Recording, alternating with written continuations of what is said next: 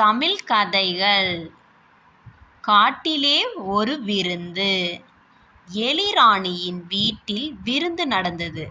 விருந்தினர்களை சிங்கமும் கரடியும் வரவேற்றன. மீன் பன்னீர் தெளித்தது. விருந்தில் தக்காளி, திராட்சை, முந்திரி, சீத்தாப்பழங்கள் இருந்தன. ஆஹா ஆஹா, சுவையான விருந்து என நண்பர்கள் சுவைத்து சாப்பிட்டனர். ஒளிப்படம் எடுக்கும் பொழுது நண்பர்களுக்கு ஒரே மகிழ்ச்சி. விருந்து முடிந்து வீட்டிற்கு செல்லும் வழியில் என்னவெல்லாம் பேசி சென்றிருப்பார்கள் என சிந்தியுங்கள்.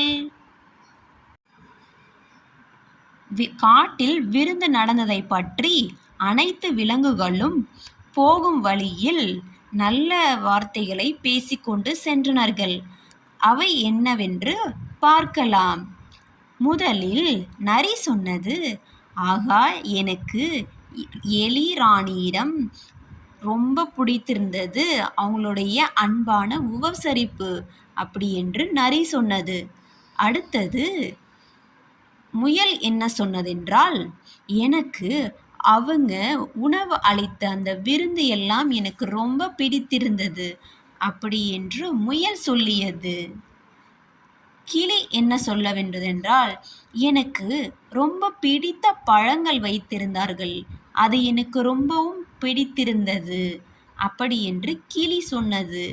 அடுத்ததாக கரடி சொன்னது, எனக்கு அவங்களுடைய உபசரிப்பும் பிடித்திருந்தது, அவங்க கொடுத்த எல்லா உணவுகளும் எனக்கு மிகவும் அருமையாக பிடித்திருந்தது அப்படி என்று சொன்னது. அனைத்து விலங்குகளும் யோசித்து கொண்டே சென்றது. நம்மளும் இந்த மாதிரி ராணியாக வேண்டும், நம்மளுக்கும் எல்லா வசதிகளும் கிடைக்க வேண்டும் என்று சொல்லிக்கொண்டு சென்றனர்.